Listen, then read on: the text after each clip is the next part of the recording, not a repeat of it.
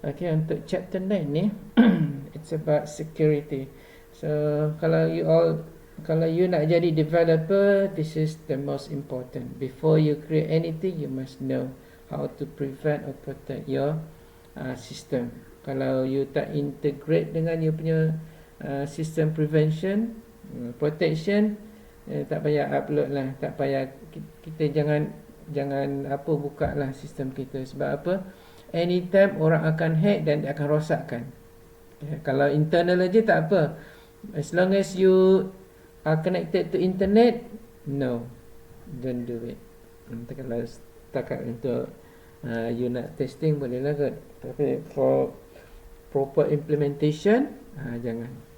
So you have to integrate with the security, full secure dulu, baru you boleh you upload kan. Okay, you run. So file system security, yang untuk input validation, yang ni prevention lah. Dia ada 3 tu kan.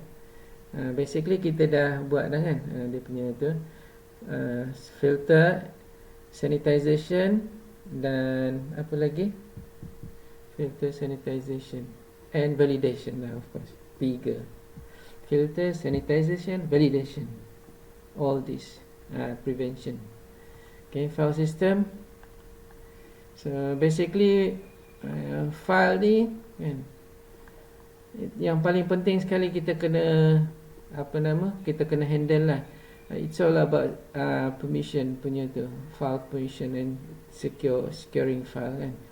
We just not simply create a file, contoh macam ni kan, home directory, and just leave it like that.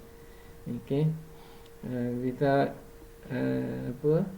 setting dia punya permission ke whatever kan. Even kalau kita dah set pun, orang boleh access, and then orang boleh can do anything about kita punya file lah kan.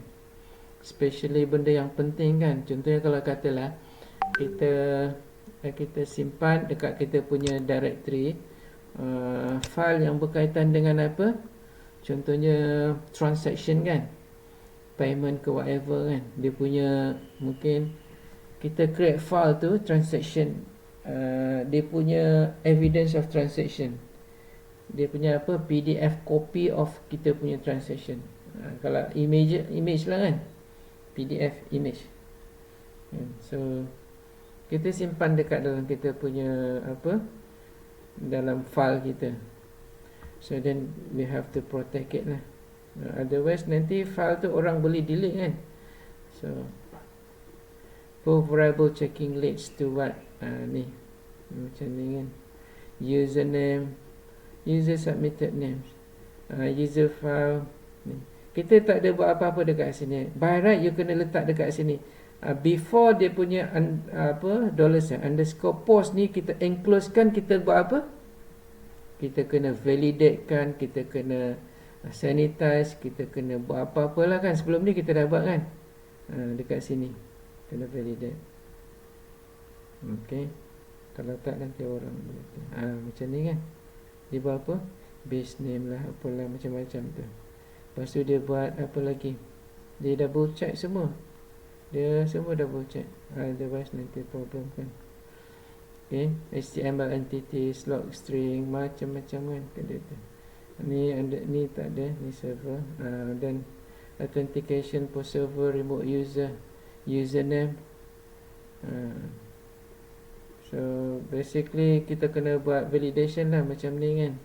Bila nak buat apa, if username tu dia nak kena alphanumeric, dia tak mau ada simbol kan.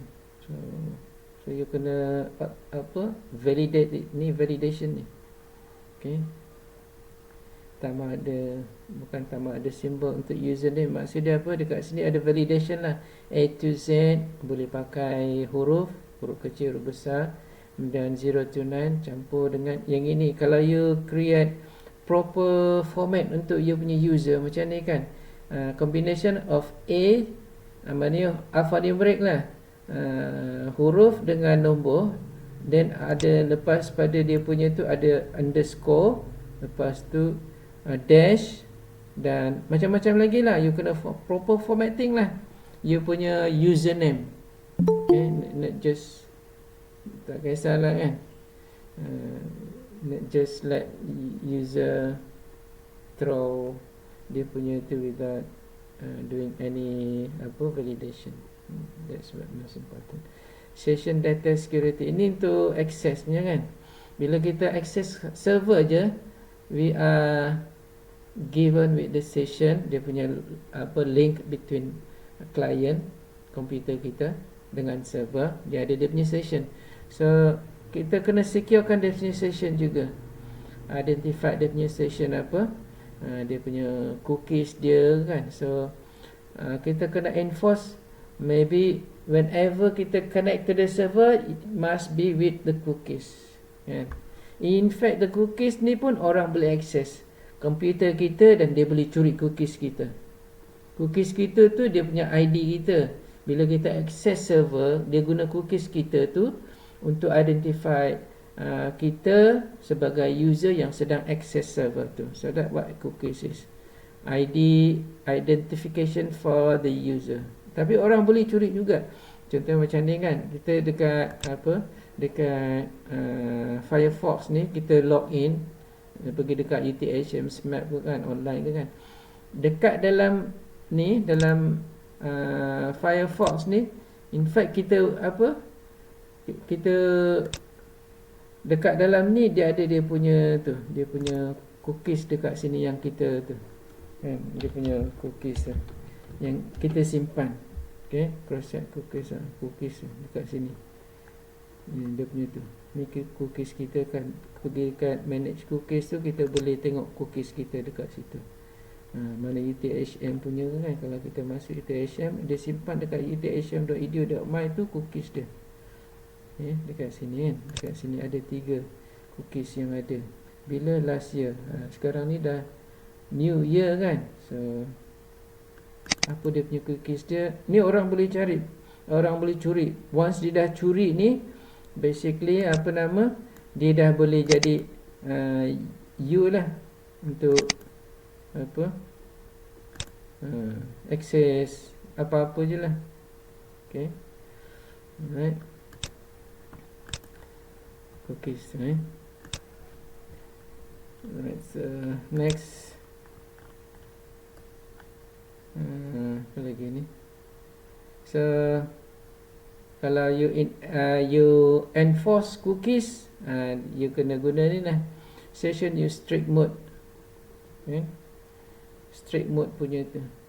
Kalau tak nak enforce, dia tak ni lah.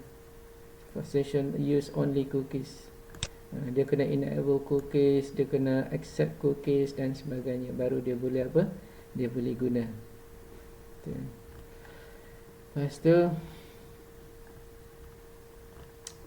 ni cookies dan itulah. So you have to handle session and cookies.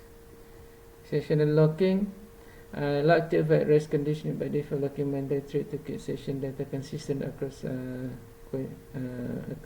request. So basically yang ini dia macam whenever you have connection to the server and dia lock supaya all dia punya request are consistent, data session dia consistent. So dia dah lock dia punya connection. Dia macam dia macam dia proper VPN lah, virtual private network. Dia panggil tunneling. Dia locking dia cat session supaya secure. Tapi yang ini ni dekat mana ni? Ni you kena guna ni session start, locking and session commit dan sebagainya lah. And all about session active session. Ni masih session lagi. Auto login.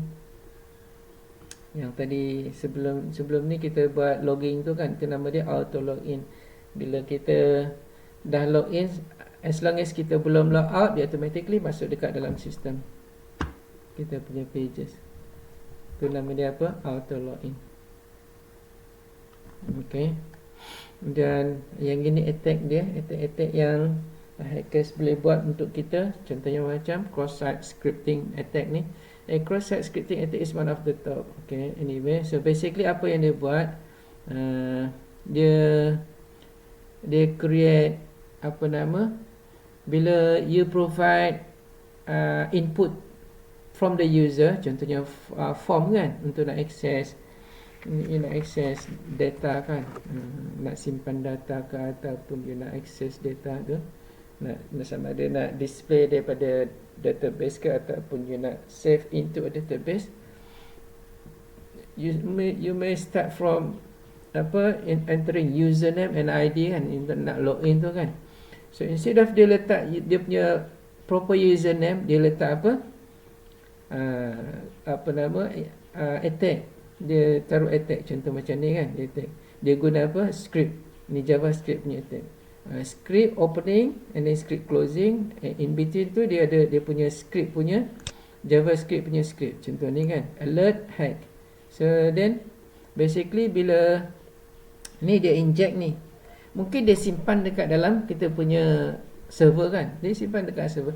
So bila orang masuk aja, dia automatically dia run, get executed, then dia akan run dia punya script ni, and then basically dia, kalau untuk alert, dia akan display alert lah kan, alert, and what is the content, contoh macam hack ni kan.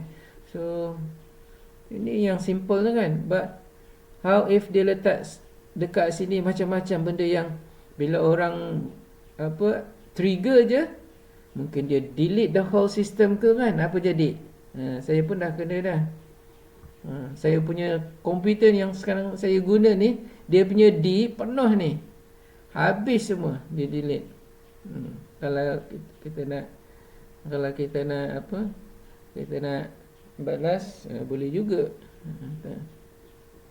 kan, kita hack dia balik kan, tapi tak elok lah kan. Kita boleh hack dia balik pakai Unix punya hacking, penetration. Kalau macam Windows ni senang-senang aja, kita boleh dapatkan dia punya username and password tanpa masuk username pun boleh masuk dekat mana, kat pintu belakang. Boleh terus masuk dekat sistem dia, boleh pakai Unix punya tu, dia panggil penetrations. Okay, kalau you nak cari dekat sini lah ni, okay, nama dia pentest. ini yang tu, yang paling simple lah. Okay, kalau you nak access Windows punya kan, penetration test untuk Windows punya software, ada pun intruder.io, boleh pakai. In fact kita boleh buat sendiri kan, pakai shell nak penetrate dia. Kalau yang dah siap ni, pakai ni, you boleh download and then you boleh tu. Kalau you nak belajar macam mana nak hack Windows, guna ni lah, kali Linux penetrations. Dekat sini ni yang simple punya, macam mana nak hack orang Windows punya tu sistem, guna Unix. Ini yang simple lah kan?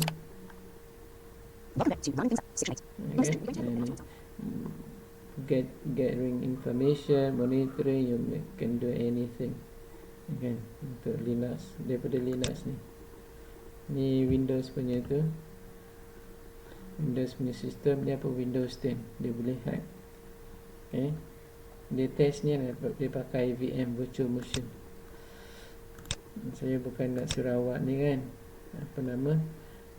buat jahat kan, tapi sebenarnya ni lah, kita kena be careful supaya orang lain tak ni kan, tak attack kita.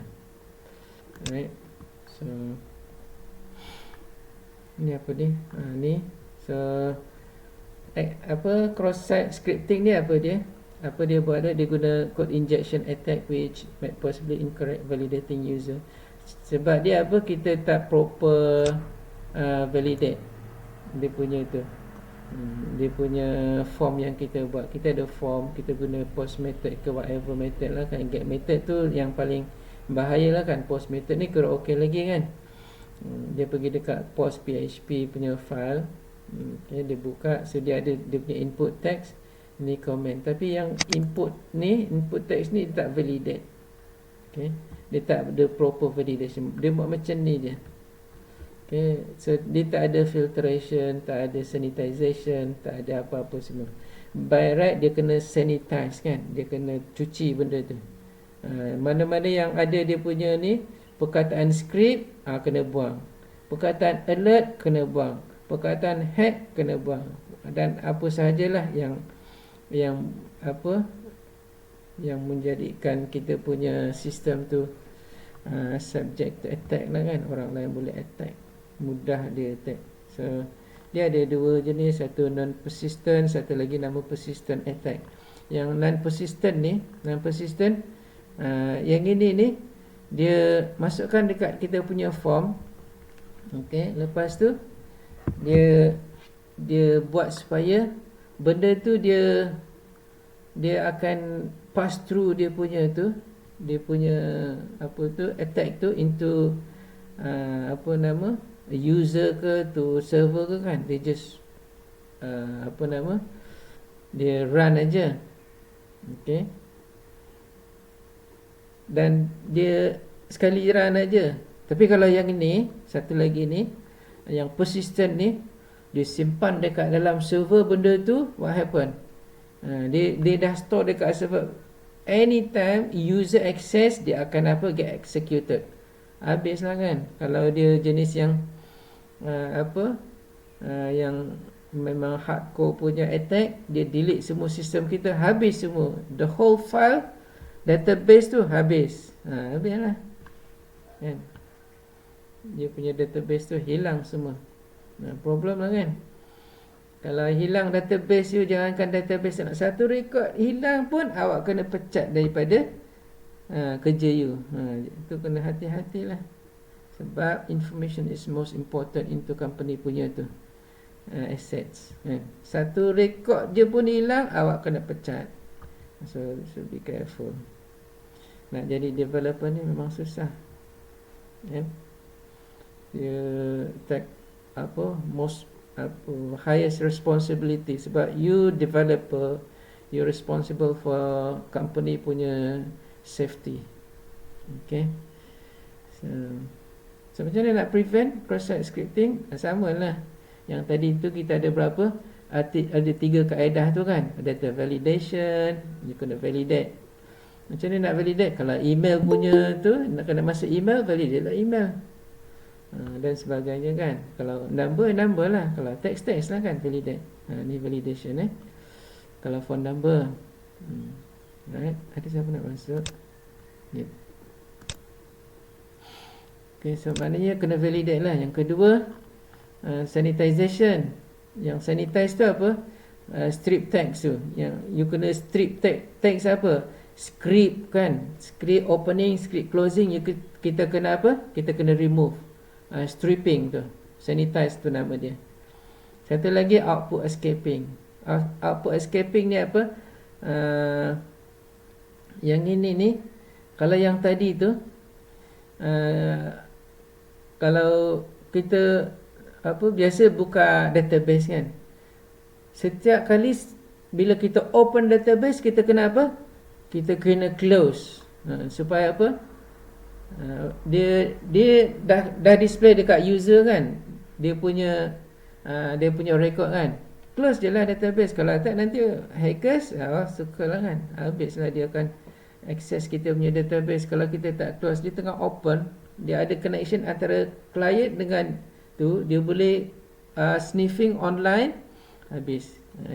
Dia tak perlu nak kena ada username and password pun, dia dah boleh dia boleh access database kita, dan dia boleh buat apa saja dengan database.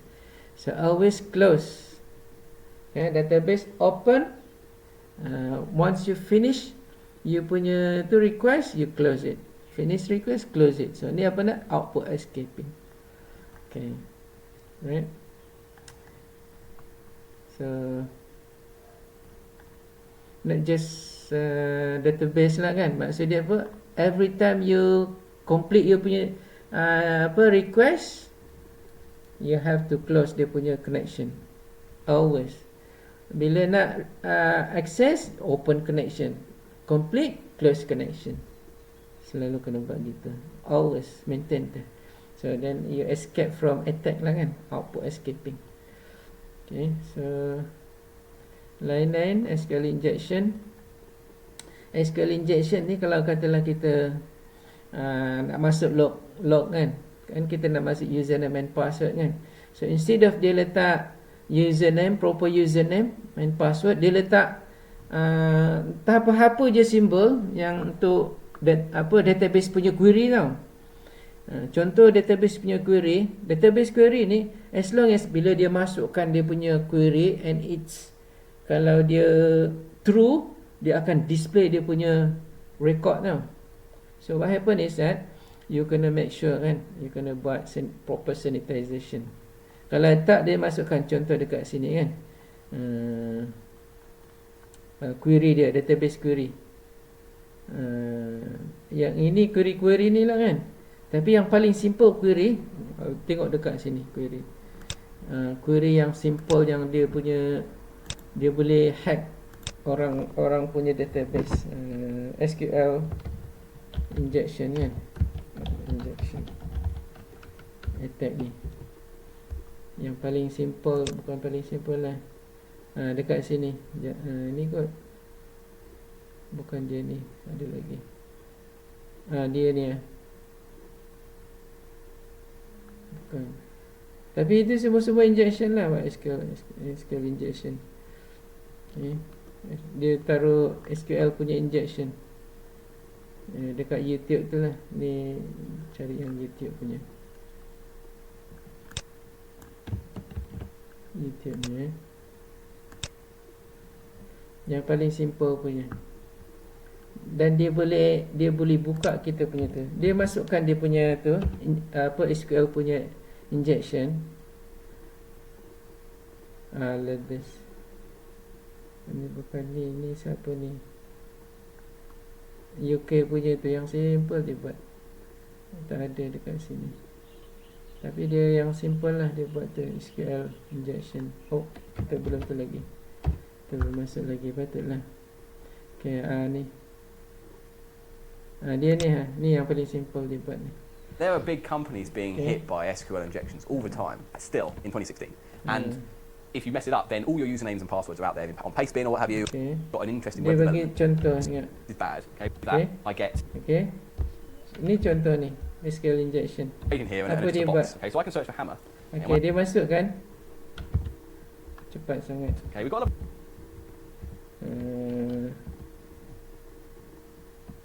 saya slowkan dulu. little blue grade in here and just a box. So ni dia punya simple tu kan. Dia product search hammer dekat sini, hammer. Okay.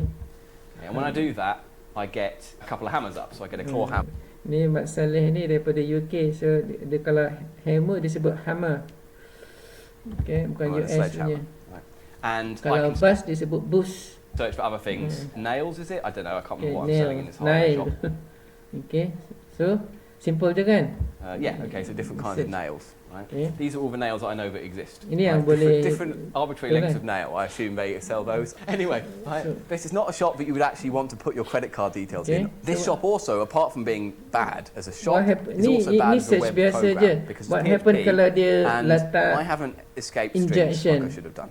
When I type in hammer and click submit, a post request goes off, PHP receives this and constructs an SQL query that says, give me any rows that have hammer in, and then asks the database for all those rows, and then spits them out on the screen. The problem arises is if we put in a special SQL command character in this text box, then the string that PHP forms is going to be malformed in some way. It's not going to make any sense as a query anymore, or it's going to make sense as two queries, or so on. And that's bad news. The first thing we do is we work out whether this text box is vulnerable at all. Okay, so you just put a single quote in, right, and we press submit, and it says server error. We apologise for the inconvenience. Okay, well, it's very nice of them, but that's bad news, right? We're in. A proper server would say there is no product with name single quote because there isn't, or it would return any products like by O'Reilly's, hammers. That have an actual single quote in. Dia pakai apa je tadi, nampak? Karakter apa ni? Kan? Benda ni macam tak ada apa-apa kan, tapi sebenarnya nampak tak, dia boleh hack pakai simbol je. So What can we do to attack this? Well, the first thing we need to do is think a little bit about what the query might be behind the scenes, so we can adjust it. So I've got my my text editor here, and I'm going to type in the query. So I'm thinking that the query is going to be something along the lines of SQL injection. Something, right, some question mark, from some table. I don't know what the name of it is. It could be product or prod, so or question mark IDs. It could be anything from some table from where any some table column is like hammer. If I search for AMME, which is the middle characters of hammer, I also see that it finds the hammer, which means that it's putting wildcards in either side. So that's what my query is. Dia pakai ini, query dia select all from something dekat situ. So basically yang ini ni, dia nak search hammer. Select something from some table where something is like hammer. I have control over this bit, this hammer word. Okay? I can't change the rest of the query because that's back-end PHP code. Kalau you boleh dengar, tapi tak apalah, you nanti find out dekat sini dia ada dia punya examples of SQL injections punya tu attack ni dekat sini. Dia simply dia letak dia punya question mark tu macam-macam apa dekat situ kan, dia punya query tu, and it will reveals dia punya internal records dekat dalam tu. By right you have to control learning kan. Injections, where even if we're not getting any output, we can. Alright, so ni injection ni. Okay. What else? SQL injection. So be careful lah. So apa yang you kena buat? Again, ada 3 benda tadi: validate, sanitize, dan apa lagi tu kan. Okay. So I think that's it lah kot. So chapter 9 dah habis dah kan. So untuk prevention tu again ada 3 benda tadi tu. Always tu kena buat kan. Okay. Kita dah cover sebelum ni kan dia punya tu. Kita kena validate, sanitize, validate, and apa lagi? Validate, sanitize, filter, and ada 3 tu. Filter and sanitization and validation. Filter, sanitization, and validation. Itu dia punya prevention lah. Okay. So that's it for chapter 9. Yang ini sebagai you punya preparation untuk dekat you punya advanced PHP programming lah kot, ataupun web programming kan, dekat you punya degree level lah. Dekat dalam diploma ni kita tak cover, dekat sini kita just buat intro sahaja supaya right you. Tapi kalau you belajar more detail about web punya security, kalau you ambil area security, then of course you kena belajar ni lah, benda ni penting. Specialize lah under security punya area kan. Sekarang yang kita belajar just PHP programming je. Okay, tapi kalau nak proper security, you ambil lah kan kursus pengkhususan tu. I'm not sure dekat UTHM ada tak, saya ingat, tapi dulu ada dipanggil web punya tu, web punya course apa tu, dia punya pengkhususan kan, web technology. I'm not sure ada lagi, kita ada kot khusus khusus tu, program lah, program dia ada 4 program ke saya ingat yang dia orang offer tu. Saya pilih lah mana yang tu. Kalau you minat dekat sini, of course you kena belajar lah benda ni. Okay. So that's it for chapter 9. So we have complete chapter 8 and chapter 9. Kita dah cover dah semua. And then you pun dah buat last lab kan, lab 8 you dah buat juga kan. Lab 8 tak ada apa-apa, you just cari maklumat aja kan tentang apa, tentang security tu lah. Dia dah buat belum? Lab 8 dah buat ke belum? Dah tuan. So maknanya selesai lah. So hari Khamis ni tak ada lab lagi, dan minggu depan pun dah tak ada lecture lagi, dah habis. So but anyway, kalau you nak saya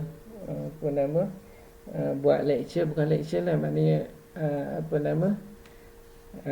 apa-apalah untuk you Q&A lah, nak awak tanya tentang awak punya projek ke apa semua. Anyway, anytime pun boleh you tanya kan. Tapi kalau nak buat proper Google Meet, boleh juga saya, based on demand lah. Dan sebelum kita habis ni, saya nak bincang pasal you punya presentation. Saya macam tu kan, pasal presentation tu, presentation dia. Ada yang tanya, ni saya just close dulu ni.